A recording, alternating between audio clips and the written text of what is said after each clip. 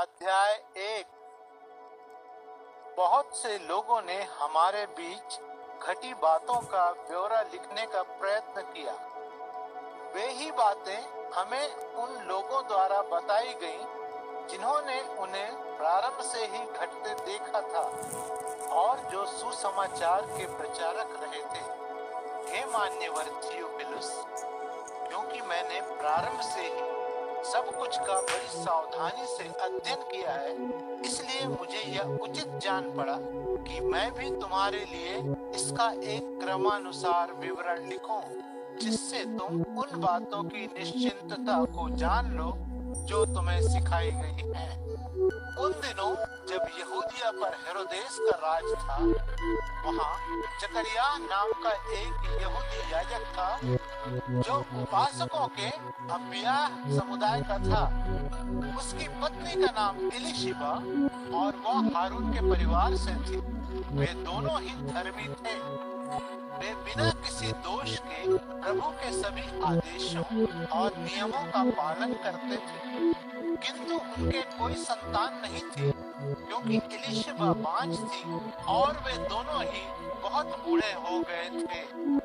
जब जकरिया के समुदाय के मंदिर में याजक के काम की बारी थी और वह परमेश्वर के सामने उपासना के लिए उपस्थित था, तो याजकों में चली आ रही परंपरा के अनुसार पर्ची डालकर उसे चुना गया कि वह प्रभु के मंदिर में जाकर धूप जलाए।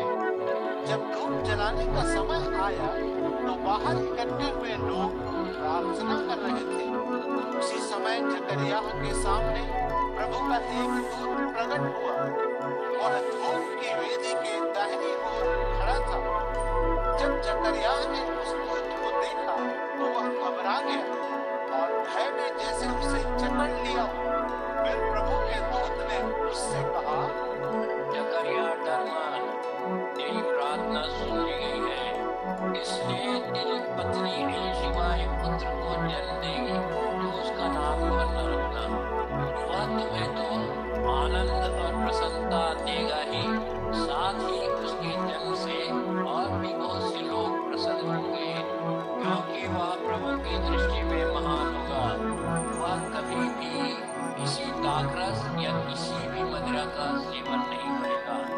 अपने जन्म काल से ही वह पवित्र आत्मा से परिपूर्ण होगा। वह इस्राएल के बहुत से लोगों को उनके प्रभु परमेश्वर की ओर लौटने को प्रेरित करेगा। वह एलिया की शक्ति और आत्मा में स्थित हो प्रभु के आगे आगे चलेगा। वह पिताओं का हृदय उनकी संतानों की ओर वापस मोड़ देगा और वह आज्ञा ना मानने वालों को ऐसे विचारों की ओर प्रेरित करेगा जिससे वे धर्मियों के जैसे विचार रखें। यह सब वह लोगों को प्रभु की खातिर तैयार करने के लिए करेगा। तब जकरिया ने प्रभु के दूत से कहा, मैं ये कैसे जानूं कि यह सच है, क्योंकि मैं एक बूढ़ा आदमी और मेरी पत्नी भी बूढ़ी हो गई है। तब प्रभु के दूत ने उत्तर देते हुए उससे कहा, मैं जिब्राइल हूँ।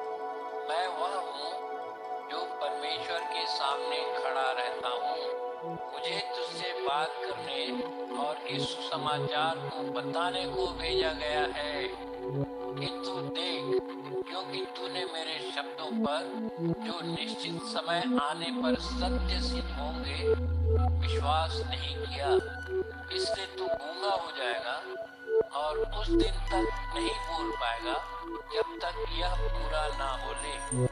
उधर बाहर लोग जकरिया की प्रतीक्षा कर रहे थे। उन्हें अचरज हो रहा था कि वह इतनी देर मंदिर में क्यों रुका हुआ है। फिर जब वह बाहर आया तो उनसे बोल नहीं पा रहा था। उन्हें लगा जैसे मंदिर के भीतर उसे कोई दर्शन हुआ है। वह गूंगा हो गया था और केवल संकेत कर रहा था। और फिर ऐसा हुआ कि जब उसका उपासना का समय पूरा हो गया तो वह वापस अपने घर लौट गया। थोड़े दिनों बाद उसकी पत्नी इलिशिबा गर्भवती हुई। 5 महीने तक वह सबसे अलग थलग रही उसने कहा, अब अंत में जाकर इस प्रकार प्रभु ने मेरी सहायता की है। लोगों के बीच मेरी लाज रखने को उसने मेरी सुधि ली। एलीशिबा को जब छठा महीना चल रहा था, गलील के एक नगर नासरत में परमेश्वर द्वारा स्वर्गदूत जिब्राइल को एक कुमारी के पास भेजा गया, जिसकी यूसुफ नाम के एक व्यक्ति से सगाई हो चुकी थी। वह दाऊद का वंशज था और उस कुमारी का नाम मरियम था। जिब्राइल उसके पास आया और बोला, तुझ पर अनुग्रह हुआ है, तेरी जय हो, प्रभु तेरे साथ है। यह वचन सुनकर वह बहुत घबरा गई। वह सोच में पड़ गई कि इस अभिवादन का अर्थ क्या हो सकता है। तब स्वर्गदूत ने उससे कहा, मरियम, डर मत, तुझसे परमेश्वर प्रसन्न है। सुन, तू गर्भवती होगी और एक पुत्र को जन्म देगी और तू उसका नाम यीशु रखेगी। वह महान होगा और वह परम प्रधान का पुत्र कहलाएगा और प्रभु परमेश्वर उसे उसके पिता दाऊद का सिंहासन प्रदान करेगा। वह अनंत काल तक याकूब के घराने पर राज करेगा तथा उसके राज्य का अंत कभी नहीं होगा।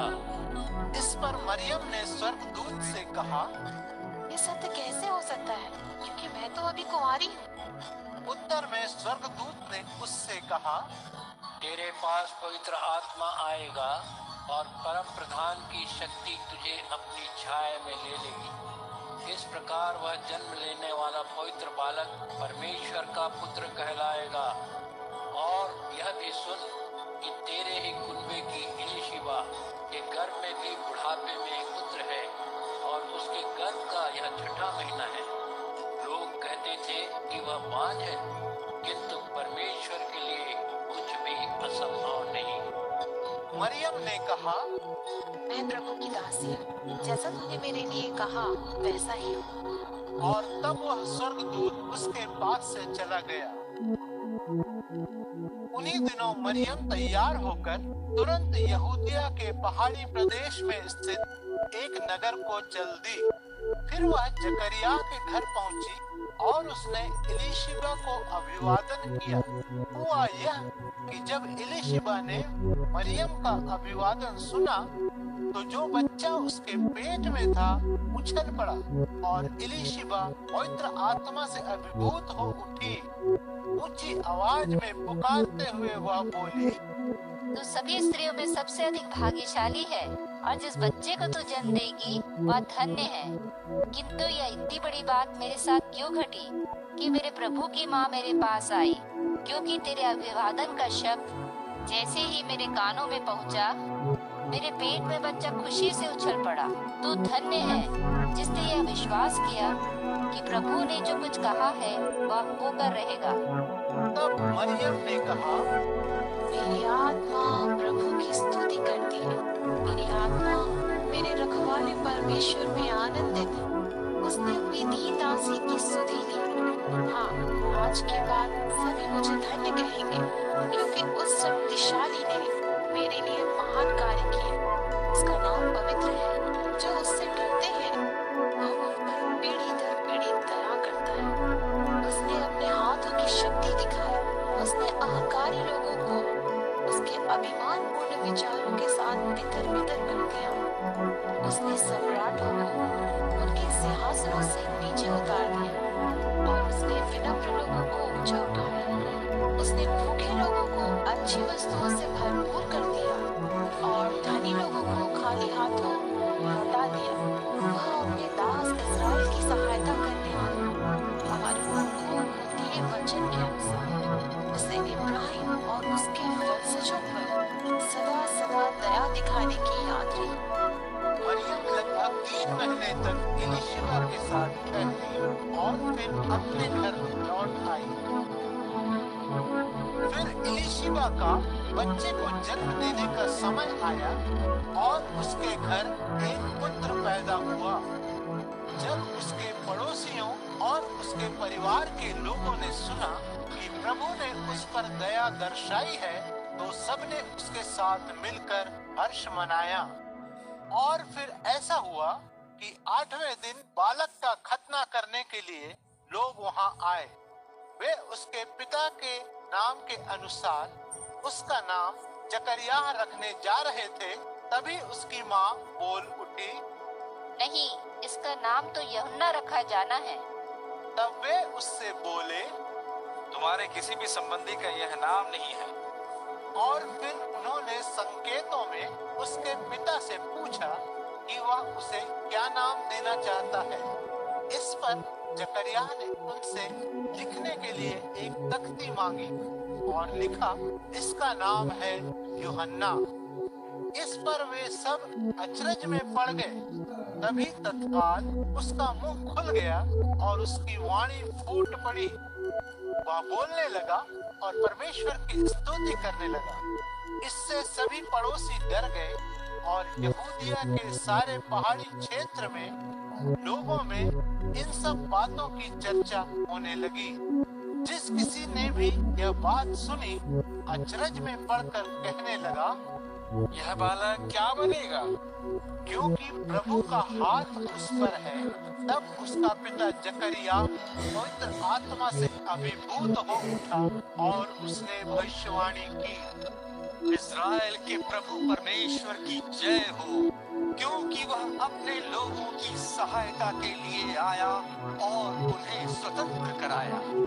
उसने हमारे लिए अपने सेवक दाऊद के परिवार से एक रक्षक प्रदान किया, जैसा कि उसने बहुत पहले अपने पवित्र भविष्यवक्ताओं के द्वारा वचन दिया था। उसने हमें हमारे शत्रुओं से और उन सबके हाथों से जो हमें घृणा करते थे हमारे छुटकारे का वचन दिया। हमारे पुरखों पर दया दिखाने का अपने पवित्र वचन को याद रखने। उसका वचन था एक वह शपथ जो हमारे पूर्वज इब्राहिम के साथ ली गई थी कि हमारे शत्रुओं के हाथों से हमारा छुटकारा हो और बिना किसी डर के प्रभु की सेवा करने की अनुमति मिले और अपने जीवन भर हर दिन उसके सामने हम पवित्र और धर्मी रह सकें। यह बालक अब तू परम प्रधान का नबी कहलाएगा, क्योंकि तू प्रभु के आगे आगे चलकर उसके लिए राह तैयार करेगा और उसके लोगों से कहेगा कि उनके पापों की क्षमा द्वारा उनका उद्धार होगा। हमारे परमेश्वर के कोमल अनुग्रह से एक नए दिन का प्रभात हम पर ऊपर से उतरेगा, उन पर चमकने के लिए जो मौत की गहन छाया में जी रहे हैं, ताकि हमारे चरणों को शांति के मार्ग की दिशा मिले। इस प्रकार वह बालक बढ़ने लगा और उसकी आत्मा दृढ़ से दृढ़तर होने लगी। वह जनता में प्रकट होने से पहले तक निर्जन स्थानों में रहा। लूका अध्याय 2। उन्हीं दिनों औगुस्तुस कैसर की ओर से एक आज्ञा निकाली कि सारे रोमी जगत की जनगणना की जाए। यह पहली जनगणना थी या उन दिनों हुई थी जब सीरिया का राज्यपाल क्विरिनियुस था। सो गणना के लिए हर कोई अपने अपने नगर गया। यूसुफ भी, क्योंकि वह दाऊद के परिवार एवं वंश से था, इसलिए वह भी गलील के नासरत नगर से यहूदिया में दाऊद के नगर बैतलहम को गया। वह वहां अपनी मंगेतर मरियम के साथ, जो गर्भवती भी थी, अपना नाम लिखवाने गया था। ऐसा हुआ कि अभी जब वे वहीं थे, मरियम का बच्चा जनने का समय आ गया और उसने अपने पहले पुत्र को जन्म दिया, क्योंकि वहां सराय के भीतर उन लोगों के लिए कोई स्थान नहीं मिल पाया था। इसलिए उसने उसे कपड़ों में लपेटकर चरनी में लिटा दिया। तभी वहां उस क्षेत्र में बाहर खेतों में कुछ गड़ेड़िए थे जो रात के समय अपनी रेवड़ों की रखवाली कर रहे थे। उसी समय प्रभु का एक स्वर्गदूत उनके सामने प्रकट हुआ और प्रकाशित हो उठा, वे सहम गए। तब स्वर्गदूत ने उनसे कहा, डरो मत, मैं तुम्हारे लिए अच्छा समाचार लाया हूँ, जिससे सभी लोगों को महान आनंद होगा। क्योंकि आज दाऊद के नगर में तुम्हारे उद्धारकर्ता प्रभु मसीह का जन्म हुआ है। तुम्हें उसे पहचानने का चिन्ह होगा कि तुम एक बालक को कपड़ों में लिटा, चरनी में लिटा पाओगे। उसी समय अचानक उस स्वर्गदूत के साथ बहुत से और स्वर्गदूत वहां उपस्थित हुए। वे यह कहते हुए प्रभु की स्तुति कर रहे थे, स्वर्ग में परमेश्वर की जय हो और धरती पर उन लोगों को शांति मिले जिनसे वह प्रसन्न है। और जब स्वर्गदूत उन्हें छोड़कर स्वर्ग लौट गए, तो वे गड़रिए आपस में कहने लगे, आओ हम बेथलेहम चले और जो घटना घटी है और जिसे प्रभु ने हमें बताया है उसे देखें। सो वे शीघ्र ही चल दिए और वहां जाकर उन्होंने मरियम और यूसुफ को पाया और देखा कि बालक चरनी में लेटा हुआ है। गड़रियों ने जब उसे देखा तो इस बालक के विषय में जो संदेश उन्हें दिया गया था उसे उन्होंने सबको बता दिया। जिस किसी ने भी उन्हें सुना, वे सभी गड़रियों की कही बातों पर आश्चर्य करने लगे। किंतु मरियम ने इन सब बातों को अपने मन में बसा लिया और वह उन पर जब तब विचार करने लगी। उधर वे गड़रिये जो कुछ उन्होंने सुना था और देखा था, उस सब कुछ के लिए परमेश्वर की महिमा और स्तुति करते हुए अपने अपने घरों को लौट गए। और जब बालक के खतने का 8वां दिन आया तो उसका नाम यीशु रखा गया। उसे यह नाम उसके गर्भ में आने से भी पहले स्वर्गदूत द्वारा दे दिया गया था। और जब मूसा की व्यवस्था के अनुसार शुद्ध होने के दिन पूरे हुए तो वे यीशु को प्रभु को समर्पित करने के लिए यरूशलेम ले गए। प्रभु की व्यवस्था में लिखे अनुसार हर पहली नर संतान प्रभु को समर्पित मानी जाएगी। और प्रभु की व्यवस्था कहती है, एक जोड़ी कपोत या कबूतर के 2 बच्चे बलि चढ़ाने चाहिए। सो वे व्यवस्था के अनुसार बलि चढ़ाने ले गए। यरूशलेम में शमौन नाम का एक धर्मी और भक्त व्यक्ति था। वह इस्राएल के सुख चैन की बात जोहता रहता था। पवित्र आत्मा उसके साथ था। पवित्र आत्मा द्वारा उसे प्रकट किया गया था कि जब तक वह प्रभु के मसीह के दर्शन नहीं कर लेगा, मरेगा नहीं। वह आत्मा से प्रेरणा पाकर मंदिर में आया और जब व्यवस्था की विधि के अनुसार कार्य के लिए बालक यीशु को उसके माता पिता मंदिर में लाए, तो शमौन यीशु को अपनी गोद में उठाकर परमेश्वर की स्तुति करते हुए बोला, प्रभु, अब तू अपने वचन के अनुसार अपने दास मुझको शांति के साथ मुक्त कर, क्योंकि मैं अपनी आंखों से तेरे उस उद्धार का दर्शन कर चुका हूँ जिसे तूने सभी लोगों के सामने तैयार किया है। यह बालक गैर यहूदियों के लिए तेरे मार्ग को उजागर करने हेतु प्रकाश का स्रोत है और तेरे अपने इस्राएल के लोगों के लिए यह महिमा है।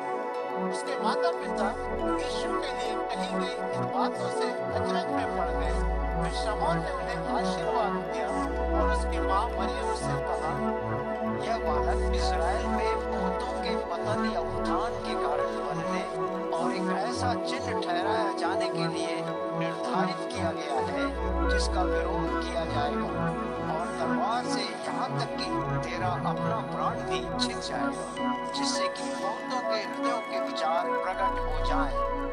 वहीं हन्ना नाम की एक महिला नबी थी। वह अशेर कबीले के पनुएल की पुत्री थी। वह बहुत बूढ़ी थी। अपने विवाह के बस 7 साल बाद तक ही वह पति के साथ रही थी और फिर 84 वर्ष तक वह वैसे ही विधवा रही। उसने मंदिर कभी नहीं छोड़ा। उपवास और प्रार्थना करते हुए वह रात दिन उपासना करती रहती थी। उसी समय वह उस बच्चे और माता पिता के पास आई। उसने परमेश्वर को धन्यवाद दिया और जो लोग यरूशलेम के छुटकारे की बाट जो रहे थे उन सबको उस बालक के बारे में बताया। प्रभु की व्यवस्था के अनुसार सारा अपेक्षित विधि विधान पूरा करके वे गलील में अपने नगर नासरत लौट आए। उधर वह बालक बढ़ता एवं हृष्ट पुष्ट होता गया। वह बहुत बुद्धिमान था और उस पर परमेश्वर का अनुग्रह था। फसह पर्व पर हर वर्ष उसके माता पिता यरूशलेम जाया करते थे। जब वह 12 साल का हुआ तो सदा की तरह वे पर्व पर गए। जब पर्व समाप्त हुआ और वे घर लौट रहे थे तो यीशु वहीं यरूशलेम में रह गया, किंतु माता पिता को इसका पता नहीं चल पाया। यह सोचते हुए कि वह दल में कहीं होगा, वे दिन भर यात्रा करते रहे। फिर वे उसे अपने संबंधियों और मित्रों के बीच खोजने लगे और जब वह उन्हें नहीं मिला तो उसे ढूंढते ढूंढते वे यरूशलेम लौट आए। और फिर हुआ यह कि 3 दिन बाद वह उपदेशकों के बीच बैठा उन्हें सुनता और उनसे प्रश्न पूछता मंदिर में उन्हें मिला। वे सभी जिन्होंने उसे सुना था उसकी सूझबूझ और उसके प्रश्नोत्तरों से आश्चर्यचकित थे। जब उसके माता पिता ने उसे देखा तो वे दंग रह गए। उसकी माता ने उससे पूछा, बेटे, तुमने हमारे साथ ऐसा क्यों किया? तेरे पिता और मैं तुझे ढूंढते हुए पूरी तरह व्याकुल थे। तब यीशु ने उनसे कहा, आप मुझे क्यों ढूंढ रहे थे? क्या तुम नहीं जानते कि मुझे मेरे पिता के घर में ही होना चाहिए? किंतु यीशु ने उन्हें जो उत्तर दिया था वे उसे समझ नहीं पाए। फिर वह उनके साथ नासरत लौट आया और उनकी आज्ञा का पालन करता रहा।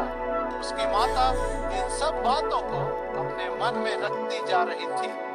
उधर यीशु बुद्धि में, हिलडोल में और परमेश्वर तथा मनुष्यों के प्रेम में बढ़ने लगा। लूका अध्याय 3। तिबिरियुस कैसर के शासन के 15वें साल में जब यहूदिया का राज्यपाल पुन्तियुस पिलातुस था और उस प्रदेश के चौथाई भाग के राजाओं में हेरोदेस गलील का, उसका भाई फिलिप्पुस इतुरैया और त्रखोनितिस का तथा लिस्नियास अबिलेने का अधीनस्थ शासक था और हन्ना तथा कैफा महायाजक थे। तभी जकरिया के पुत्र यूहन्ना के पास जंगल में परमेश्वर का वचन पहुंचा। सो यरदन के आसपास के समूचे क्षेत्र में घूम घूम कर वह पापों की क्षमा के लिए मन फिराव के हेतु बपतिस्मा का प्रचार करने लगा।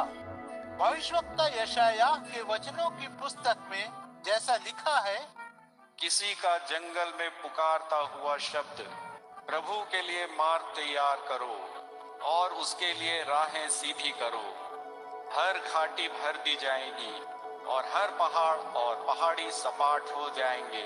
टेढ़ी मेढ़ी और ऊबड़ खाबड़ राहें समतल कर दी जाएंगी और सभी लोग परमेश्वर के उद्धार का दर्शन करेंगे।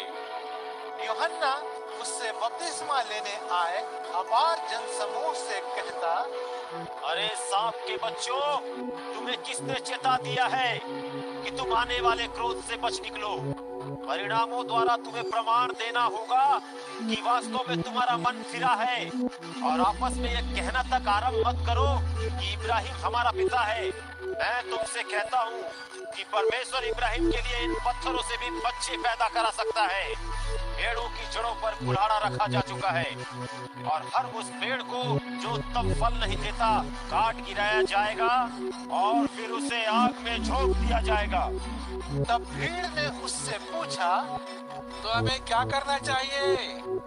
उत्तर में उसने उनसे कहा, जिस किसी के पास 2 कुर्ते हो वह उन्हें जिसके पास न हो उनके साथ बांट ले, और जिसके पास भोजन हो वह भी ऐसा ही करे।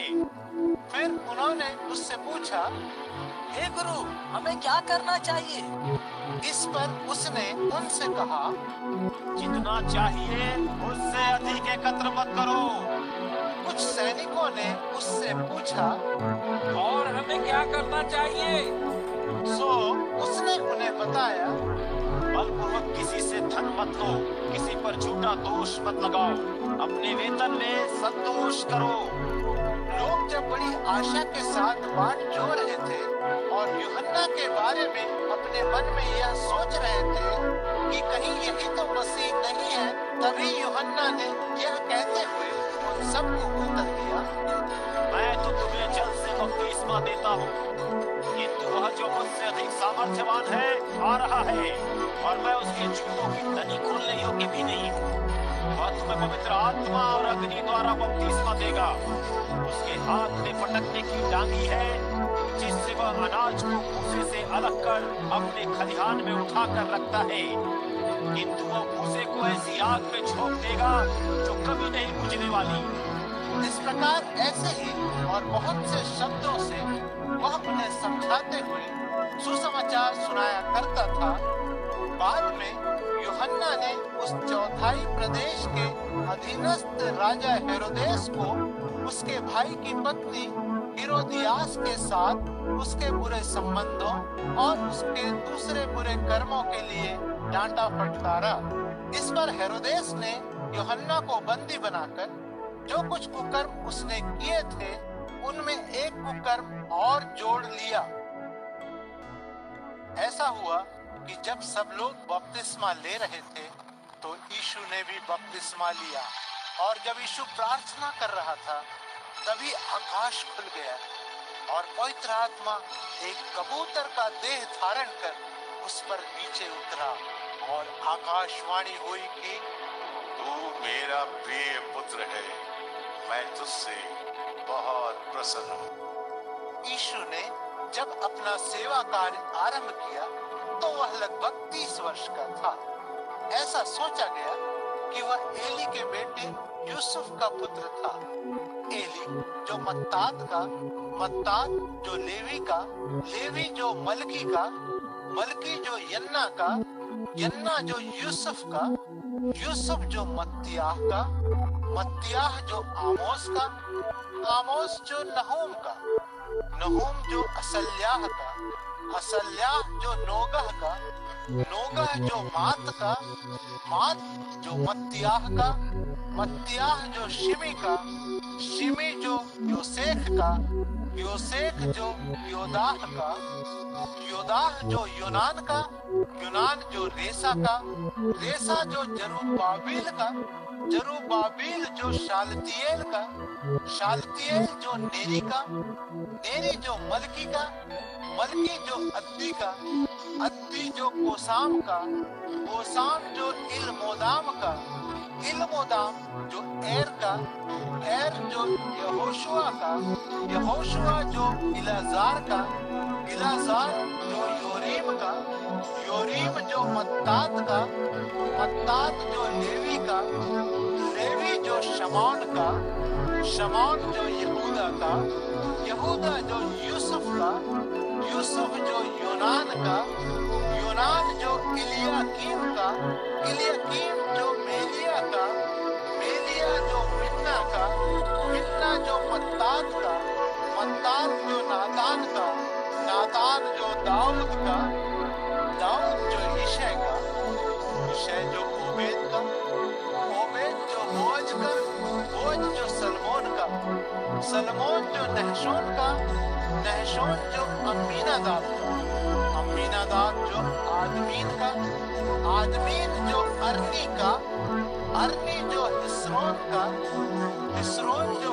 फिलिस का, फिलिस जो यहूदाह का, यहूदाह जो याकूब का, याकूब जो इसहाक का, इसहाक जो इब्राहिम का, इब्राहिम जो तिरह का, तिरह जो नाहोर का, नाहोर जो सरूग का, सरूग जो रऊ का, रऊ जो फिलिक का, फिलिक जो एबीर का, एबीर जो शिलह का, शिलह जो केनान का, केनान जो अरबशद का, अरबशद जो शेम का, शेम नूह का, नूह जो लिमिक का, लिमिक जो मथुशिला का, मथुशिला जो हनोक का, हनोक जो यिरिद का, यिरिद जो महललेल का, महललेल जो केनान का, केनान जो एनोश का, एनोश जो शेत का, शेत जो आदम का, और आदम जो परमेश्वर का पुत्र था। लूका अध्याय 4। पवित्र आत्मा से भावित होकर यीशु यरदन नदी से लौट आया। आत्मा उसे बिराने में राह दिखाता रहा। वहाँ शैतान ने 40 दिन तक उसकी परीक्षा ली। उन दिनों यीशु बिना कुछ खाए रहा। फिर जब वह समय पूरा हुआ तो यीशु को बहुत भूख लगी। सो शैतान ने उससे कहा, यदि तू परमेश्वर का पुत्र है तो इस पत्थर से रोटी बन जाने को कह। इस पर यीशु ने उसे उत्तर दिया, शास्त्र में लिखा है, मनुष्य केवल रोटी पर नहीं जीता। फिर शैतान उसे बहुत ऊंचाई पर ले गया और पल भर में ही सारे संसार के राज्यों को उसे दिखाते हुए शैतान ने उससे कहा, मैं इन राज्यों का सारा वैभव और अधिकार तुझे दे दूंगा, क्योंकि वह मुझे दिया गया है और मैं उसे जिसको चाहूं दे सकता हूँ। सो यदि तू मेरी उपासना करे तो यह सब तेरा हो जाएगा। यीशु ने उसे उत्तर देते हुए कहा, शास्त्र में लिखा है, तुझे बस अपने प्रभु परमेश्वर की ही उपासना करनी चाहिए। तुझे केवल उसी की सेवा करनी चाहिए। तब वह उसे यरूशलेम ले गया और वहाँ मंदिर के सबसे ऊंचे शिखर पर ले जाकर खड़ा कर दिया और उससे बोला, यदि तू परमेश्वर का पुत्र है तो यहाँ से अपने आप को नीचे गिरा दे, क्योंकि शास्त्र में लिखा है, वह अपने स्वर्गदूतों को तेरे विषय में आज्ञा देगा कि वे तेरी रक्षा करें। और लिखा है, वे तुझे अपनी बाहों में ऐसे उठा लेंगे कि तेरे पैर तक किसी पत्थर को ना छुए। यीशु ने उत्तर देते हुए कहा, शास्त्र में यह भी लिखा है, तुझे अपने प्रभु परमेश्वर को परीक्षा में नहीं डालना चाहिए। तो जब शैतान उसकी सब तरह से परीक्षा ले चुका तो उचित समय तक के लिए उसे छोड़कर चला गया। फिर आत्मा की शक्ति से पूर्ण होकर यीशु गलील लौट आया और उस सारे प्रदेश में उसकी चर्चाएं फैलने लगी। वह उनकी आराधनालयों में उपदेश देने लगा। सभी उसकी प्रशंसा करते थे। फिर वह नासरत आया जहां वह पला बढ़ा था और अपनी आदत के अनुसार सब्त के दिन वह यहूदी आराधनालय में गया। जब वह पढ़ने के लिए खड़ा हुआ तो यशायाह नबी की पुस्तक उसे दी गई। उसने जब पुस्तक खोली तो उसे वह स्थान मिला जहां लिखा था, प्रभु का आत्मा मुझ में समाया है, उसने मेरा अभिषेक किया है ताकि मैं दीनों को सुसमाचार सुनाऊं। उसने मुझे बंदियों को यह घोषित करने के लिए कि वे मुक्त हैं, अंधों को यह संदेश सुनाने को कि वे फिर दृष्टि पाएंगे, दलितों को छुटकारा दिलाने को और प्रभु के अनुग्रह का समय बतलाने को भेजा है। फिर उसने पुस्तक बंद करके सेवक को वापस दे दी और वह नीचे बैठ गया। आराधनालय में सब लोगों की आंखें उसे ही निहार रही थीं। तब वह उनसे कहने लगा, आज तुम्हारे सुनते हुए शास्त्र का यह वचन पूरा हुआ। हर कोई उसकी बड़ाई कर रहा था। उसके मुख से जो सुंदर वचन निकल रहे थे उन पर सब चकित थे। वे बोले, क्या ये यूसुफ का पुत्र नहीं है? फिर यीशु ने उनसे कहा, निश्चय ही तुम मुझे यह कहावत सुनाओगे, अरे वैद्य स्वयं अपना इलाज कर। कफरनहूम में तेरे जिन कर्मों के विषय में हमने सुना है, उन कर्मों को यहाँ अपने स्वयं के नगर में भी कर। यीशु ने तब उनसे कहा, मैं तुमसे सत्य कहता हूँ कि अपने नगर में किसी नबी की मान्यता नहीं होती। मैं तुमसे सत्य कहता हूँ, इस्राएल में एलियाह के काल में जब आकाश जैसे मुद गया था और 3.5 साल तक सारे देश में भयानक अकाल पड़ा था, तब वहाँ अनगिनत विधवाएं थीं। किंतु सैदा प्रदेश के सारपत नगर की एक विधवा को छोड़कर एलियाह को किसी और के पास नहीं भेजा गया था। और नबी एलिशा के काल में इस्राएल में बहुत से कोढ़ी थे, किंतु उनमें से सीरिया के रहने वाले नामान कोढ़ी को छोड़कर और किसी को शुद्ध नहीं किया गया था। सो जब यहूदी आराधनालय में लोगों ने यह सुना तो सभी को बहुत क्रोध आया। सो वे खड़े हुए और उन्होंने उसे नगर से बाहर धकेल दिया। वे उसे पहाड़ की उस चोटी पर ले गए जिस पर उनका नगर बसा था, ताकि वे वहां चट्टान से उसे नीचे फेंक दें। किंतु वह उनके बीच से निकलकर कहीं अपनी राह चला गया। फिर वह गलील के एक नगर कफरनहूम पहुंचा और सब्त के दिन लोगों को उपदेश देने लगा।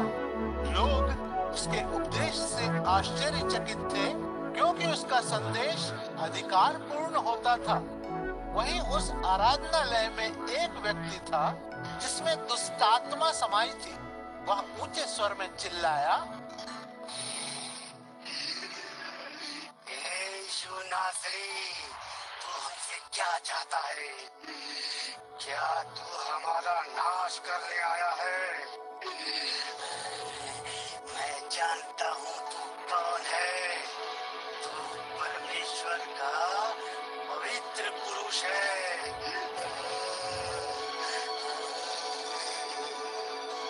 यीशु ने झिड़कते हुए उससे कहा, चुप रह, इसमें से बाहर निकल आ।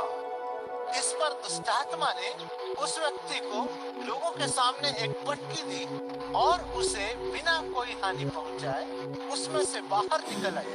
सभी लोग चकित थे। वे एक दूसरे से बात करते हुए बोले, यह कैसा वचन है? अधिकार और शक्ति के साथ यह दुष्टात्मा को आज्ञा देता है और वे बाहर निकल आती है। उस क्षेत्र में आसपास हर कहीं उसके बारे में समाचार फैलने लगे। तब यीशु आराधनालय को छोड़कर शमौन के घर चला गया। शमौन की सास को बहुत ताप चढ़ा था। उन्होंने यीशु को उसकी सहायता करने के लिए विनती की। यीशु उसके सिरहाने खड़ा हुआ और उसने ताप को डांटा। ताप ने उसे छोड़ दिया और वह तत्काल खड़ी हो गई और उसकी सेवा करने लगी। जब सूरज ढल रहा था तो जिनके यहाँ विभिन्न प्रकार के रोगों से ग्रस्त रोगी थे, वे सभी उन्हें उसके पास लाए और उसने अपना हाथ उनमें से हरेक के सिर पर रखते हुए उन्हें चंगा कर दिया। उनमें बहुतों में से दुष्टात्माएं चिल्लाती हुई यह कहती बाहर निकल आई, तू परमेश्वर का पुत्र है।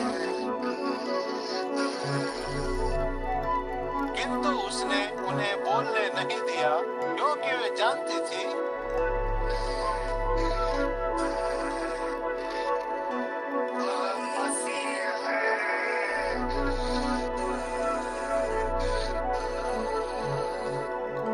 जब पौ फटी तो वह वहां से किसी एकांत स्थान को चला गया। किंतु भीड़ उसे खोजते खोजते वहीं जा पहुंची जहां वह था। उन्होंने प्रयत्न किया कि वह उन्हें छोड़कर न जाए, किंतु उसने उनसे कहा, परमेश्वर के राज्य का सुसमाचार मुझे दूसरे नगरों में भी पहुंचाना है, क्योंकि मुझे इसीलिए भेजा गया है। और इस प्रकार वह यहूदिया की आराधनालयों में निरंतर उपदेश करने लगा। लूका अध्याय 5। बात यूं हुई कि भीड़ में लोग यीशु को चारों ओर से घेरकर जब परमेश्वर का वचन सुन रहे थे और वह गन्नेसरत नामक झील के किनारे खड़ा था, तभी उसने झील के किनारे 2 नाव देखी। उनमें से मछुआरे निकलकर अपने जाल साफ कर रहे थे। यीशु उनमें से एक नाव पर चढ़ गया जो कि शमौन की थी, और उसने नाव को किनारे से कुछ हटा लेने को कहा। फिर वह नाव पर बैठ गया और वहीं नाव पर से जनसमूह को उपदेश देने लगा। जब वह उपदेश समाप्त कर चुका तो उसने शमौन से कहा, गहरे पानी की तरफ बढ़ और मछली पकड़ने के लिए अपने जाल डालो। शमौन बोला, स्वामी, हमने सारी रात कठिन परिश्रम किया है पर हमें कुछ नहीं मिल पाया, किंतु तू कह रहा है इसलिए मैं जाल डाले देता हूँ। जब उन्होंने जाल फेंके तो बड़ी संख्या में मछलियां पकड़ी गई। उनके जाल जैसे फट रहे थे। सो उन्होंने दूसरी नाव में बैठे अपने साथियों को संकेत देकर सहायता के लिए बुलाया। वे आ गए और उन्होंने दोनों नाव पर इतनी मछलियां लाद दी कि वे डूबने लगी। जब शमौन पतरस ने यह देखा तो वह यीशु के चरणों में गिरकर बोला, प्रभु, मैं एक पापी मनुष्य हूँ, तू मुझसे दूर रहे। उसने यह इसलिए कहा था कि इतनी मछलियां बटोर पाने के कारण उसे और उसके सभी साथियों को बहुत अचरज हो रहा था। जब्दी के पुत्र याकूब और यूहन्ना को भी, जो शमौन के साथी थे, बहुत आश्चर्यचकित हुए। सो यीशु ने शमौन से कहा, डर मत, क्योंकि अब से आगे तू मनुष्यों को बटोरा करेगा। फिर वे अपनी नाव को किनारे पर लाए और सब कुछ त्याग कर यीशु के पीछे चल पड़े। सो ऐसा हुआ कि जब यीशु एक नगर में था, तभी वहाँ कोढ़ से पूरी तरह ग्रस्त एक बूढ़ी भी था। जब उसने यीशु को देखा तो दंडवत प्रणाम करके उससे प्रार्थना की, प्रभु, यदि तू चाहे तो मुझे ठीक कर सकता है। इस पर यीशु ने अपना हाथ बढ़ाकर बूढ़ी को यह कहते हुए छुआ, मैं चाहता हूँ, ठीक हो जा। और तत्काल उसका कोढ़ जाता रहा। फिर यीशु ने उसे आज्ञा दी कि वह इस विषय में किसी से कुछ ना कहे। उससे कहा, याजक के पास जा और उसे अपने आप को दिखा और मूसा के आदेश के अनुसार भेंट चढ़ा, ताकि लोगों को तेरे ठीक होने का प्रमाण मिले। किंतु यीशु के विषय में समाचार और अधिक गति से फैल रहे थे और लोगों के दल इकट्ठे होकर उसे सुनने और अपनी बीमारियों से छुटकारा पाने उसके पास आ रहे थे। किंतु यीशु प्रायः प्रार्थना करने कहीं एकांत वन में चला जाया करता था। ऐसा हुआ कि एक दिन जब वह उपदेश दे रहा था तो वहाँ फरीसी और यहूदी धर्मशास्त्री भी बैठे थे। वे गलील और यहूदिया के हर नगर तथा यरूशलेम से आए थे। लोगों को ठीक करने के लिए प्रभु की शक्ति उसके साथ थी। तभी कुछ लोग खाट पर लकवे के एक रोगी को लिए उसके पास आए। वे उसे भीतर लाकर यीशु के सामने रखने का प्रयत्न कर रहे थे, किंतु भीड़ के कारण उसे भीतर लाने का रास्ता न पाते हुए वे ऊपर छत पर जा चढ़े और उन्होंने उसे उसके बिस्तर समेत छत के बीचों बीच से खपरेल हटाकर यीशु के सामने उतार दिया। के विश्वास को देखते हुए यीशु ने कहा, हे मित्र, तेरे पाप क्षमा हुए। तब यहूदी धर्मशास्त्री और फरीसी आपस में सोचने लगे, यह कौन है जो परमेश्वर के लिए ऐसे अपमान के शब्द बोलता है? परमेश्वर को छोड़कर दूसरा कौन है जो पाप क्षमा कर सकता है? किंतु यीशु उनके सोच विचार को समझ गया। सो उत्तर में उसने उनसे कहा, तुम अपने मन में ऐसा क्यों सोच रहे हो? सरल क्या है, यह कहना कि तेरे पाप क्षमा हुए, या यह कहना कि उठ और चल दे? पर इसलिए कि तुम जान सको कि मनुष्य के पुत्र को धरती पर पाप क्षमा करने का अधिकार है। उसने लकवे के मारे से कहा, मैं तुझसे कहता हूँ, खड़ा हो, अपना बिस्तर उठा और घर चला जा। सो वह तुरंत खड़ा हुआ और उनके देखते देखते जिस बिस्तर पर वह लेटा था उसे उठाकर परमेश्वर की स्तुति करते हुए अपने घर चला गया। ये सभी जो वहाँ थे आश्चर्यचकित होकर परमेश्वर का गुणगान करने लगे।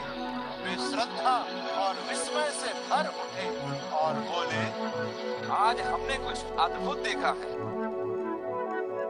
इसके बाद यीशु चल दिया।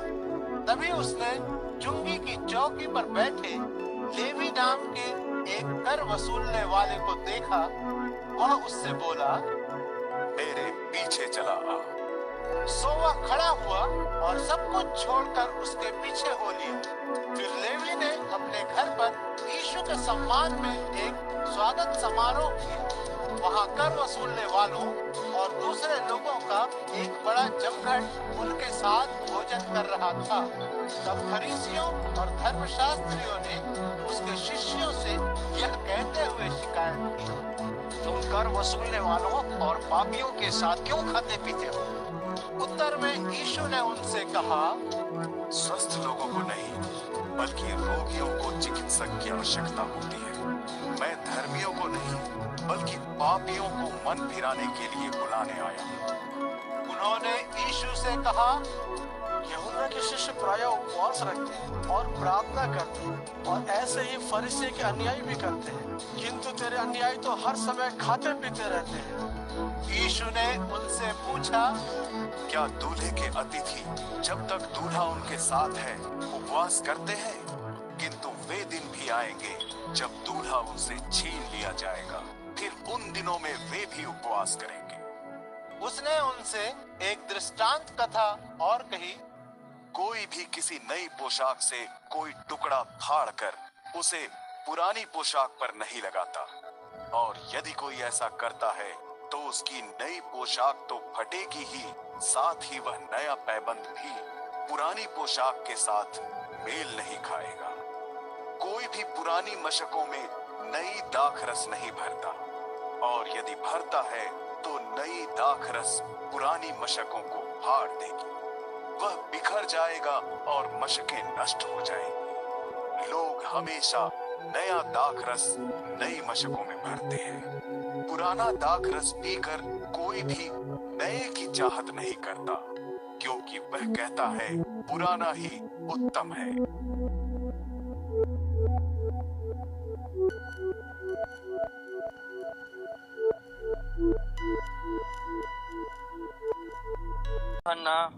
यूहन्ना अध्याय 1। आदि में शब्द था, शब्द परमेश्वर के साथ था, शब्द ही परमेश्वर था। यह शब्द ही आदि में परमेश्वर के साथ था। दुनिया की हर वस्तु उसी से उपजी, उसके बिना किसी की भी रचना नहीं थी। उसी में जीवन था, और वह जीवन ही दुनिया के लोगों के लिए प्रकाश, ज्ञान, भलाई था। प्रकाश अंधेरे में चमकता है, पर अंधेरा उसे समझ ही नहीं पाया। परमेश्वर का भेजा हुआ एक मनुष्य आया जिसका नाम यूहन्ना था। वो एक साक्षी के रूप में आया था, ताकि वह लोगों को प्रकाश के बारे में बता सके, जिससे सभी लोग उसके द्वारा उस प्रकाश में विश्वास कर सकें। वह खुद प्रकाश नहीं था, बल्कि वह तो लोगों को प्रकाश की साक्षी देने आया था। उस प्रकाश की जो सच्चा था, जो हर मनुष्य को ज्ञान की ज्योति देगा, जो धरती पर आने वाला था। वह इस जगत में ही था, और यह जगत उसी के द्वारा अस्तित्व में आया, पर जगत ने उसे पहचाना नहीं। वह अपने घर आया था, और उसके अपने ही लोगों ने उसे अपनाया नहीं। पर जिन्होंने उसे अपनाया, उन सबको उसने परमेश्वर की संतान बनने का अधिकार दिया। परमेश्वर की संतान के रूप में वह कुदरती तौर पर न तो लहू से पैदा हुआ था, न किसी शारीरिक इच्छा से, और न ही माता पिता की योजना से, बल्कि वह परमेश्वर से उत्पन्न हुआ। उस आदि शब्द ने देह धारण कर हमारे बीच निवास किया। हमने परम पिता के एकमात्र पुत्र के रूप में उसकी महिमा का दर्शन किया। वह करुणा और सत्य से पूर्ण था। यूहन्ना ने उसकी साक्ष्य दी और पुकार कर कहा, यह वही है जिसके बारे में मैंने कहा था, वह जो मेरे बाद आने वाला है मुझसे महान है, मुझसे आगे है, क्योंकि वह मुझसे पहले मौजूद था। उसकी करुणा और सत्य की पूर्णता से हम सब ने अनुग्रह पर अनुग्रह प्राप्त की। हमें व्यवस्था का विधान देने वाला मूसा था, पर करुणा और सत्य हमें यीशु मसीह से मिले। परमेश्वर को कभी किसी ने नहीं देखा, किंतु परमेश्वर के एकमात्र पुत्र ने, जो सदा परम पिता के साथ है, उसे हम पर प्रकट किया। जब यरूशलेम के यहूदियों ने उसके पास लेवियों और याजकों को यह पूछने के लिए भेजा, तुम कौन हो? तो उसने साक्षी दी और बिना झिझक स्वीकार किया, मैं मसीह नहीं हूँ। उन्होंने यूहन्ना से पूछा, तो तुम कौन हो? क्या तुम एलिया हो? यूहन्ना ने जवाब दिया, नहीं, मैं वह नहीं हूँ। यहूदियों ने पूछा, क्या तुम भविष्यवक्ता हो? उसने उत्तर दिया, नहीं। फिर उन्होंने उससे पूछा, तो तुम कौन हो? हमें बताओ ताकि जिन्होंने हमें भेजा है उन्हें हम उत्तर दे सकें। तुम अपने विषय में क्या कहते हो? यूहन्ना ने कहा, मैं उसकी आवाज हूँ जो जंगल में पुकार रहा है, प्रभु के लिए सीधा रास्ता बनाओ। इन लोगों को फरीसियों ने भेजा था। उन्होंने उससे पूछा, यदि तुम न मसीह हो, न एलिया हो और न भविष्यवक्ता, तो लोगों को बपतिस्मा क्यों देते हो? उन्हें जवाब देते हुए यूहन्ना ने कहा, मैं उन्हें जल से बपतिस्मा देता हूँ। तुम्हारे ही बीच एक व्यक्ति है जिसे तुम लोग नहीं जानते। यह वही है जो मेरे बाद आने वाला है। मैं उसके जूतों की तनियां खोलने लायक भी नहीं हूँ। ये घटनाएं यरदन के पार बैतनिय्याह में घटी, जहाँ यूहन्ना बपतिस्मा देता था। अगले दिन यूहन्ना ने यीशु को अपनी तरफ आते देखा और कहा, परमेश्वर के मेमने को देखो जो जगत के पाप को हर ले जाता है।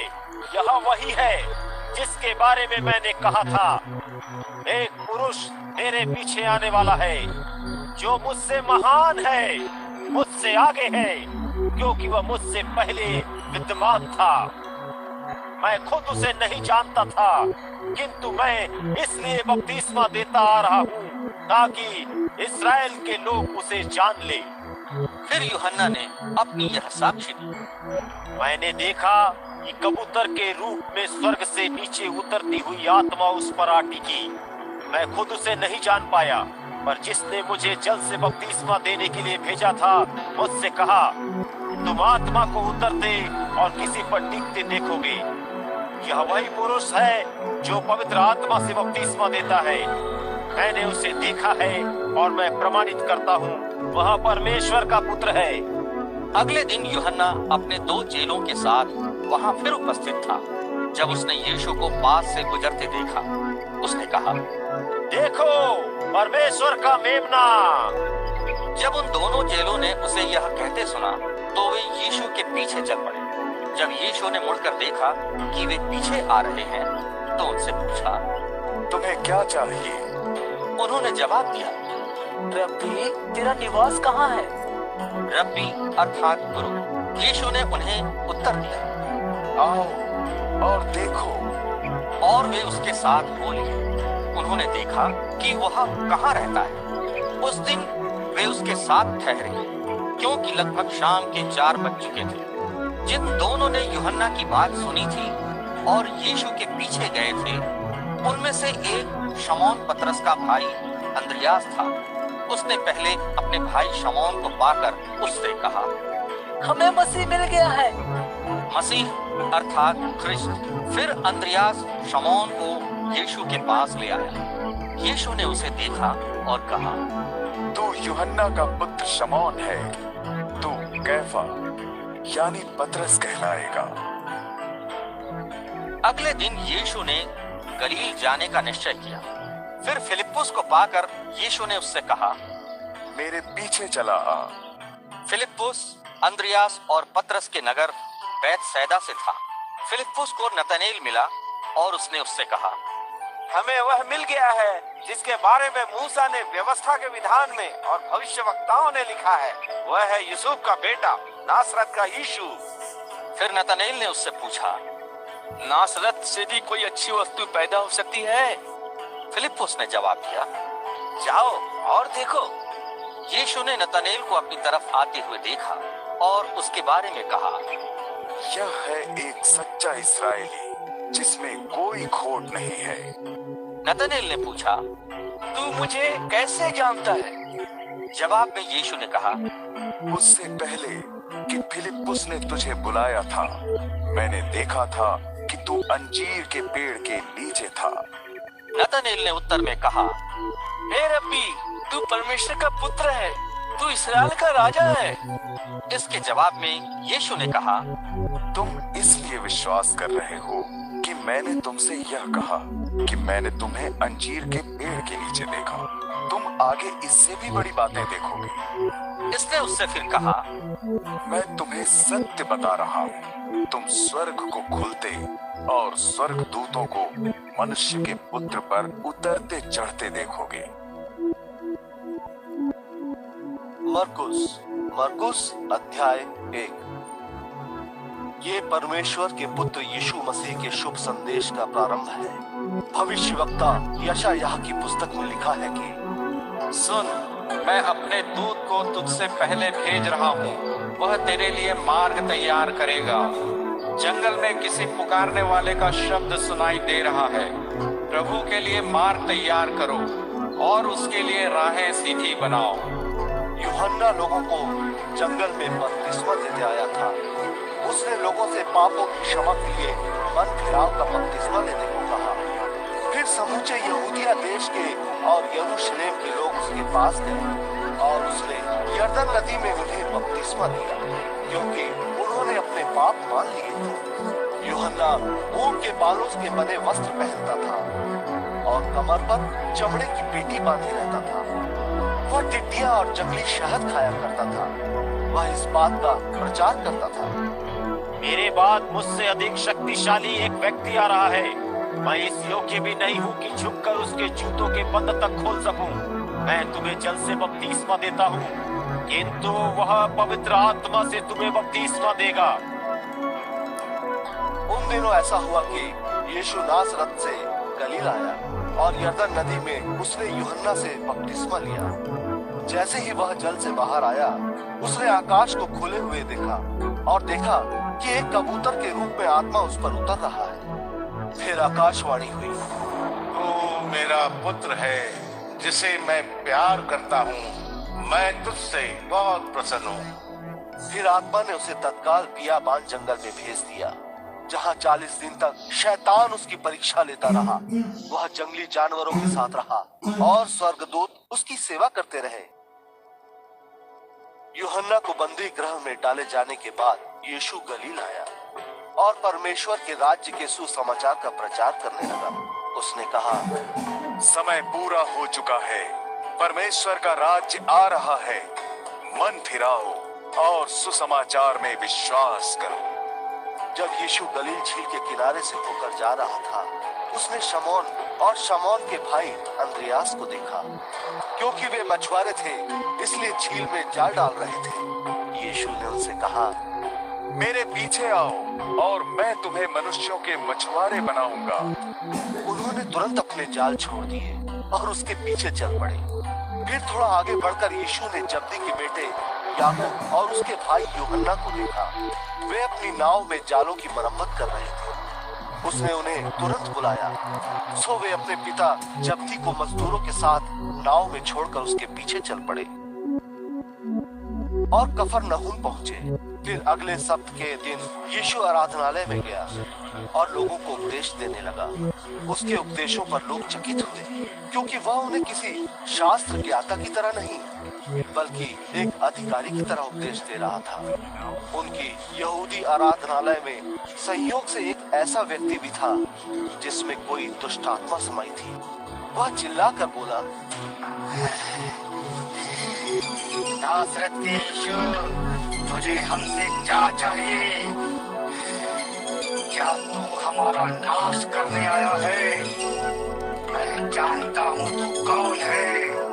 तू परमेश्वर का पवित्र जन है।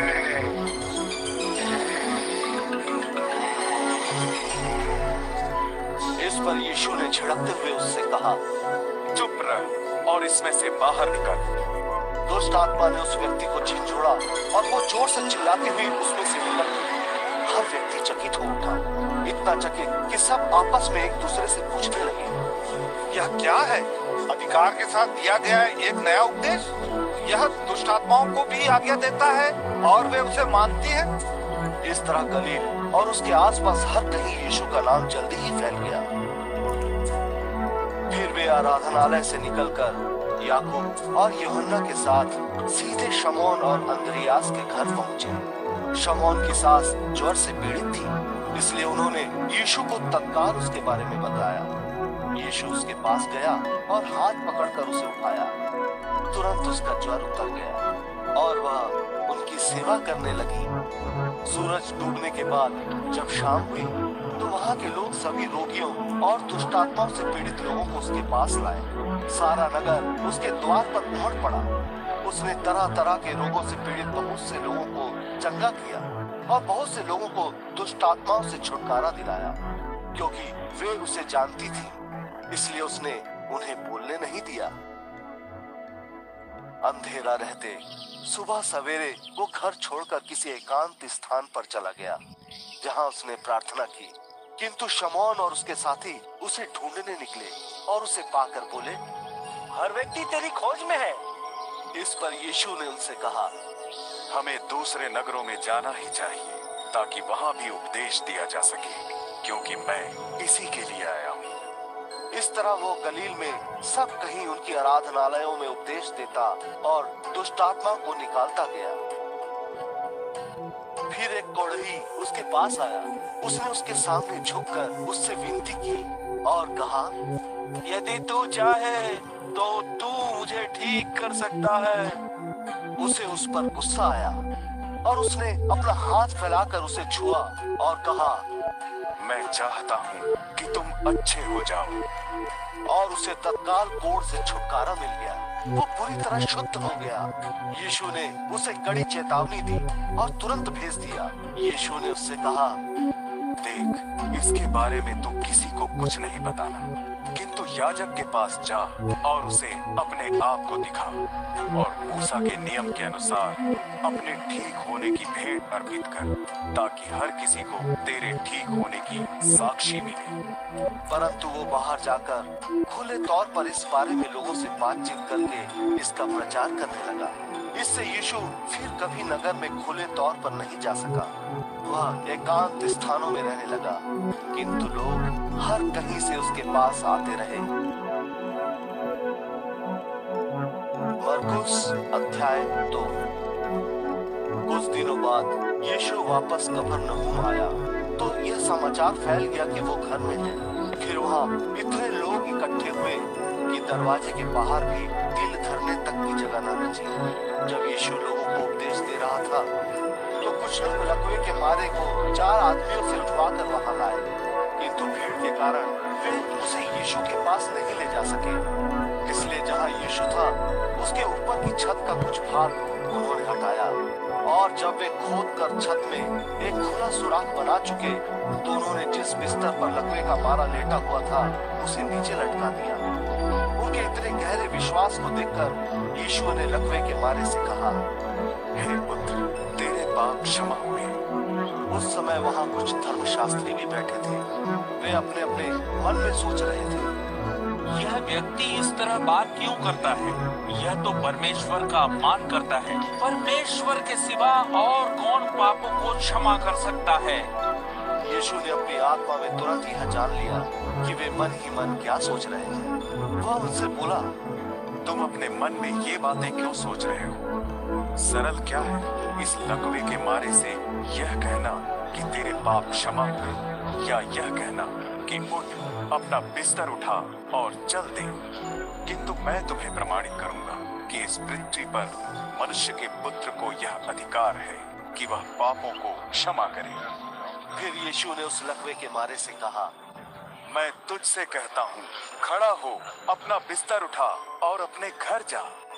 सो वो खड़ा हुआ, तुरंत अपना बिस्तर उठाया और उन सब के देखते ही देखते बाहर चला गया। यह देखकर वे अचरज में पड़ गए। उन्होंने परमेश्वर की प्रशंसा की और बोले, हमने ऐसा कभी नहीं देखा। एक बार फिर यीशु झील के किनारे गया तो समूची भीड़ उसके पीछे हो ली। यीशु ने उन्हें उपदेश दिया। चलते हुए उसने हल्फई के बेटे लेवी को चुंगी की चौकी पर बैठे देखकर उससे कहा, मेरे पीछे आ।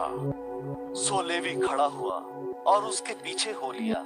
इसके बाद जब यीशु अपने शिष्यों समेत उसके घर भोजन कर रहा था तो बहुत से कर वसूलने वाले और पापी लोग भी उसके साथ भोजन कर रहे थे। इनमें बहुत से वे लोग थे जो उसके पीछे पीछे चले आए थे। जब फरीसियों के कुछ धर्मशास्त्रियों ने ये देखा कि यीशु पापियों और कर वसूलने वालों के साथ भोजन कर रहा है तो उन्होंने उसके अनुयायियों से कहा, यीशु कर वसूलने वालों और पापियों के साथ भोजन क्यों करता है? यीशु ने यह सुनकर उनसे कहा, चंगे भले लोगों को वैद्य की आवश्यकता नहीं होती, रोगियों को ही वैद्य की आवश्यकता होती है। मैं धर्मियों को नहीं बल्कि पापियों को बुलाने आया हूँ। यूहन्ना के शिष्य और फरीसियों के शिष्य उपवास किया करते थे। कुछ लोग यीशु के पास आए और उससे पूछने लगे, यूहन्ना और फरीसियों के चेले उपवास क्यों रखते हैं और तेरे शिष्य उपवास क्यों नहीं रखते? इस पर यीशु ने उनसे कहा, निश्चय ही बाराती जब तक दूल्हे के साथ है उनसे उपवास रखने की उम्मीद नहीं की जाती।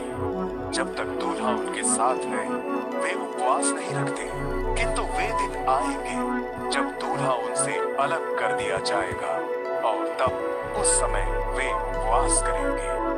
कोई भी किसी पुराने वस्त्र में अनसिकुड़े कोरे कपड़े का पैबंद नहीं लगाता, और यदि लगाता है तो कोरे कपड़े का पैबंद पुराने कपड़े को भी ले बैठता है और फटा कपड़ा पहले से भी अधिक फट जाएगा। और इसी तरह पुरानी मशक में कोई भी नई दाख रस नहीं भरता, और यदि कोई ऐसा करे तो नई दाख रस पुरानी मशक को फाड़ देगी और मशक के साथ साथ दाख रस भी बर्बाद हो जाएगी। इसलिए नई दाख रस नई मशकों में ही भरी जाती है। ऐसा हुआ कि सब्त के दिन यीशु खेतों से होता हुआ जा रहा था। जाते जाते उसके शिष्य खेतों से अनाज की बालें तोड़ने लगे। इस पर फरीसी यीशु से कहने लगे, देख, सब्त के दिन वे ऐसा क्यों कर रहे हैं जो उचित नहीं है? इस पर यीशु ने उनसे कहा, क्या तुमने कभी दाऊद के विषय में नहीं पढ़ा कि उसने क्या किया था जब वह और उसके साथी संकट में थे और उन्हें भूख लगी थी? क्या तुमने नहीं पढ़ा कि जब अबियातार महायाजक था तब वह परमेश्वर के मंदिर में कैसे गया और परमेश्वर को भेंट में चढ़ाई रोटियां उसने कैसे खाई, जिनका खाना महायाजक को छोड़कर किसी को भी उचित नहीं है? कुछ रोटियां उसने उनको भी दी थी जो उनके साथ थे। यीशु ने उनसे कहा, सब्त मनुष्य के लिए बनाया गया है, न कि मनुष्य सब्त के लिए। इसलिए मनुष्य का पुत्र सब्त का भी प्रभु है। मरकुस अध्याय 3। एक बार फिर यीशु यहूदी आराधनालय में गया। वहाँ एक व्यक्ति था जिसका एक हाथ सूख चुका था। कुछ लोग घात लगाए थे कि वह उसे ठीक करता है कि नहीं, ताकि उन्हें उस पर दोष लगाने का कोई कारण मिल जाए। यीशु ने सूखे हाथ वाले व्यक्ति से कहा, लोगों के सामने खड़ा हो जा। और लोगों से पूछा, सब्त के दिन किसी का भला करना उचित है या किसी को हानि पहुंचाना? किसी का जीवन बचाना ठीक है या किसी को मारना? किंतु वे सब चुप रहे। फिर यीशु ने क्रोध में भरकर चारों ओर देखा और उनके मन की कठोरता से वो बहुत दुखी हुआ। फिर उसने उस मनुष्य से कहा, अपना हाथ आगे बढ़ा। उसने हाथ बढ़ाया, उसका हाथ पहले जैसा ठीक हो गया। तब फरीसी वहाँ से चले गए और हेरोदियों के साथ मिलकर यीशु के विरुद्ध षड्यंत्र रचने लगे कि वे उसकी हत्या कैसे कर सकते हैं। यीशु अपने शिष्यों के साथ झील गलील पर चला गया। उसके पीछे एक बहुत बड़ी भीड़ भी होली, जिसमें गलील, यहूदिया, यरूशलेम, इदूमिया और यरदन नदी के पार के तथा सूर और सैदा के लोग भी थे। लोगों की यह भीड़ उन कामों के बारे में सुनकर उसके पास आई थी जिन्हें वह करता था। भीड़ के कारण उसने अपने शिष्यों से कहा कि वे उसके लिए एक छोटी नाव तैयार रखें ताकि भीड़ उसे दबा न ले। यीशु ने बहुत से लोगों को चंगा किया था, इसलिए बहुत से वे लोग जो रोगी थे उसे छूने के लिए भीड़ में धकेलते, रास्ता बनाते उमड़े चले आ रहे थे। जब कभी दुष्ट आत्मा यीशु को देखती, वे उसके सामने नीचे गिर पड़ती और चिल्लाकर कहती, तू परमेश्वर का पुत्र है।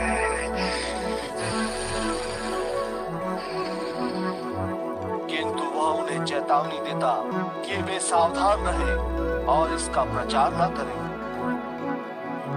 फिर यीशु एक पहाड़ पर चला गया और उसने जिनको वो चाहता था अपने पास बुलाया। वे उसके पास आए, जिनमें से उसने 12 को चुना और उन्हें प्रेरित की पदवी दी।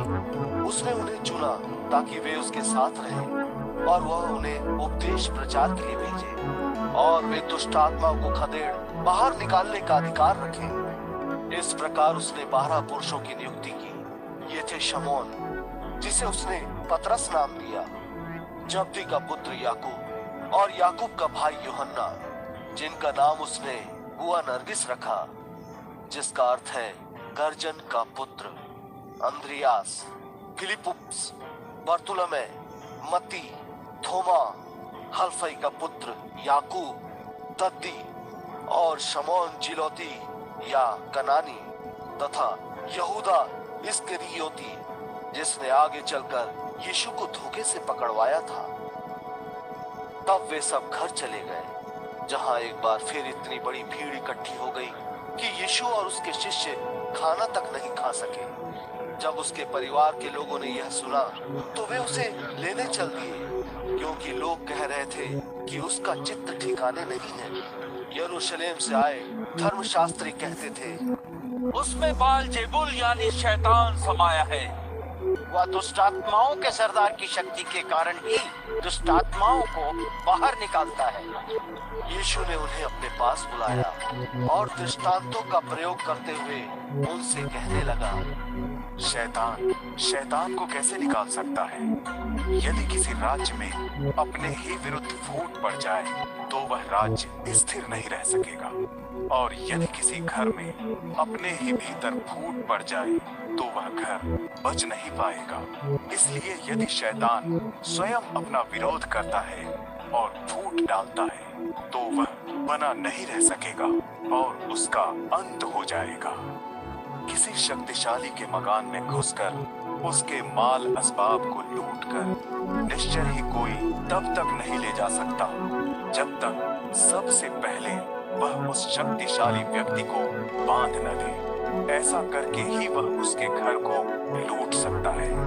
मैं तुमसे सत्य कहता हूँ, लोगों को हर बात की क्षमा मिल सकती है, उनके पाप और जो निंदा बुरा भला कहना उन्होंने किए हैं वे भी क्षमा किए जा सकते हैं। किंतु पवित्र आत्मा को जो कोई भी अपमानित करेगा उसे क्षमा कभी नहीं मिलेगी, वह अनंत पाप का भागी है। यीशु ने यह इसलिए कहा था कि कुछ लोग कह रहे थे इसमें दुष्ट आत्मा समाई है। तभी उसकी माँ और भाई वहां आए और बाहर खड़े होकर उसे भीतर से बुलाया। यीशु के चारों ओर भीड़ बैठी थी। उन्होंने उससे कहा, देख, तेरी माता, तेरे भाई और तेरी बहनें तुझे बाहर बुला रहे हैं। यीशु ने उन्हें उत्तर दिया, मेरी माँ और मेरे भाई कौन हैं? उसे घेरकर चारों ओर बैठे लोगों पर उसने दृष्टि डाली और कहा, ये है मेरी माँ और मेरे भाई। जो कोई परमेश्वर की इच्छा पर चलता है वही मेरा भाई, बहन और माँ है। मरकुस अध्याय 4। उसने झील के किनारे उपदेश देना फिर शुरू कर दिया। वहां उसके चारों ओर बड़ी भीड़ इकट्ठी हो गई, इसलिए वह झील में खड़ी एक नाव पर जा बैठा। और सभी लोग झील के किनारे धरती पर खड़े थे। उसने दृष्टांत देकर उन्हें बहुत सी बातें सिखाई। अपने उपदेश में उसने कहा, सुनो, एक बार एक किसान बीज बोने के लिए निकला। तब ऐसा हुआ कि जब उसने बीज बोए तो कुछ मार्ग के किनारे गिरे। पक्षी आए और उन्हें चुभ गए। दूसरे कुछ बीज पथरीली धरती पर गिरे जहाँ बहुत मिट्टी नहीं थी। वे गहरी मिट्टी न होने के कारण जल्दी ही उग आए, और जब सूरज उगा तो वे झुलस गए और जड़ न पकड़ पाने के कारण मुरझा गए। कुछ और बीज कांटों में जा गिरे। कांटे बड़े हुए और उन्होंने उन्हें दबा लिया, जिससे उनमें दाने नहीं पड़े। कुछ बीज अच्छी धरती पर गिरे। वे उगे, उनकी बढ़वार हुई और उन्होंने अनाज पैदा किया। 30 गुनी, 60 गुनी और यहाँ तक कि 100 गुनी अधिक फसल उतरी। फिर उसने कहा, जिसके पास सुनने को कान है वह सुने। फिर जब वह अकेला था तो उसके 12 शिष्यों समेत जो लोग उसके आसपास थे, उन्होंने उससे दृष्टांतों के बारे में पूछा। यीशु ने उन्हें बताया, तुम्हें तो परमेश्वर के राज्य का भेद दे दिया गया है, किंतु उनके लिए जो बाहर के हैं सब बातें दृष्टांतों में होती हैं, ताकि वे देखें और देखते ही रहें, पर उन्हें कुछ सूझे नहीं, सुने और सुनते ही रहें, पर कुछ समझे नहीं, ऐसा न हो जाए कि वे फिरें और क्षमा किए जाएं। उसने उनसे कहा, यदि तुम इस दृष्टांत को नहीं समझते तो किसी भी और दृष्टांत को कैसे समझोगे? किसान जो बोता है वह वचन है। कुछ लोग किनारे का वह मार्ग है जहाँ वचन बोया जाता है। जब वे वचन को सुनते हैं तो तत्काल शैतान आता है और जो वचन रूपी बीज उनमें बोया गया है उसे उठा ले जाता है। और कुछ लोग ऐसे हैं जैसे पथरीली धरती में बोया बीज। जब वे वचन को सुनते हैं तो उसे तुरंत आनंद के साथ अपना लेते हैं, किंतु उसके भीतर कोई जड़ नहीं होती, इसलिए वे कुछ ही समय ठहर पाते हैं। और बाद में जब वचन के कारण उन पर विपत्ति आती है और उन्हें यातनाएं दी जाती है तो वे तत्काल अपना विश्वास खो बैठते हैं। और दूसरे लोग ऐसे हैं जैसे कांटों में बोए गए बीज। ये वे हैं जो वचन को सुनते हैं, किंतु इस जीवन की चिंताएं, धन दौलत का लालच और दूसरी वस्तुओं को पाने की इच्छा उनमें आती है और वचन को दबा लेती है, जिससे उस पर फल नहीं लग पाता। और कुछ लोग उस बीज के समान हैं जो अच्छी धरती पर बोया गया है। ये वे हैं जो वचन को सुनते हैं और ग्रहण करते हैं। इन पर फल लगता है, कहीं 30 गुना, कहीं 60 गुना, तो कहीं 100 गुने से भी अधिक। फिर उसने उनसे कहा, क्या किसी दिए को कभी इसलिए लाया जाता है कि उसे किसी बर्तन के या बिस्तर के नीचे रख दिया जाए? क्या इसे दीवट के ऊपर रखने के लिए नहीं लाया जाता? क्योंकि कुछ भी ऐसा गुप्त नहीं है जो प्रकट नहीं होगा, और कोई रहस्य ऐसा नहीं है जो प्रकाश में नहीं आएगा। यदि किसी के पास कान है तो वह सुने। फिर उसने उनसे कहा, जो कुछ तुम सुनते हो उस पर ध्यान पूर्वक विचार करो। जिस नाप से तुम दूसरों को नापते हो उसी नाप से तुम भी नापे जाओगे, बल्कि तुम्हारे लिए उसमें कुछ और भी जोड़ दिया जाएगा। जिसके पास है उसे और भी दिया जाएगा, और जिस किसी के पास नहीं है उसके पास जो कुछ है वह भी ले लिया जाएगा। फिर उसने कहा, परमेश्वर का राज्य ऐसा है जैसे कोई व्यक्ति खेत में बीज फैलाए, रात को सोए और दिन को जागे, और फिर बीज में अंकुर निकले, वे बढ़े और पता नहीं चले कि यह सब कैसे हो रहा है। धरती अपने आप अनाज उपजाती है, पहले अंकुर, फिर बालें और फिर बालों में भरपूर अनाज।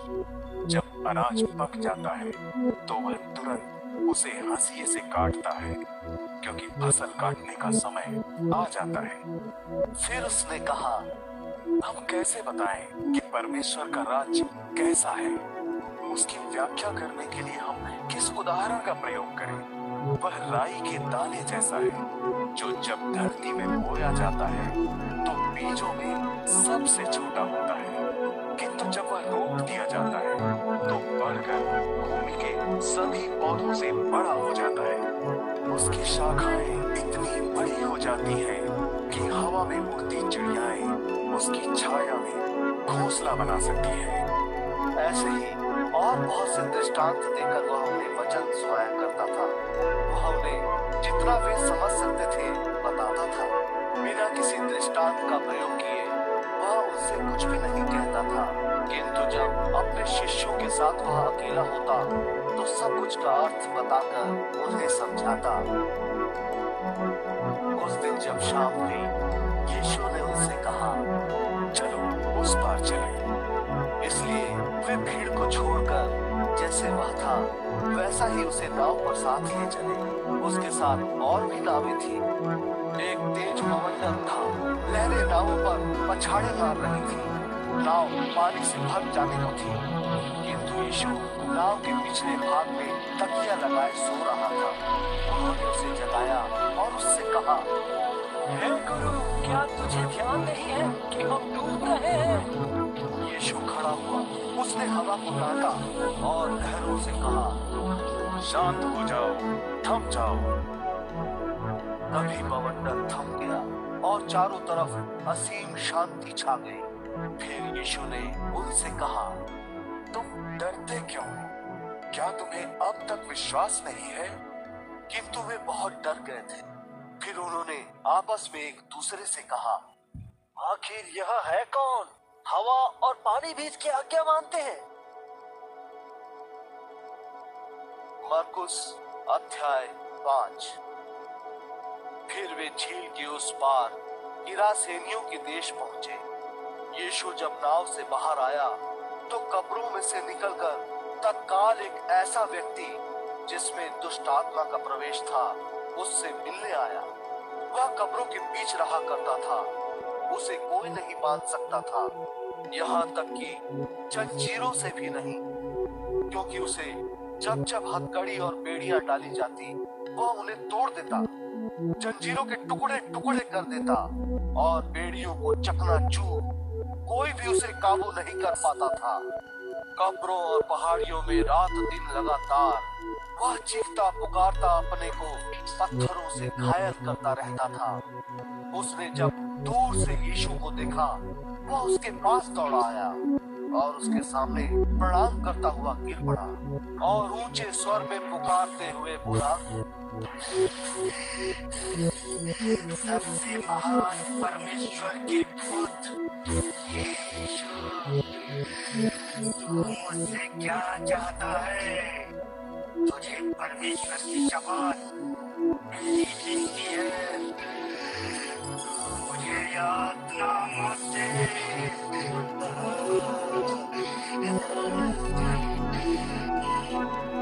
क्योंकि यीशु उससे कह रहा था, ओ दुष्ट आत्मा, इस मनुष्य में से निकल आ।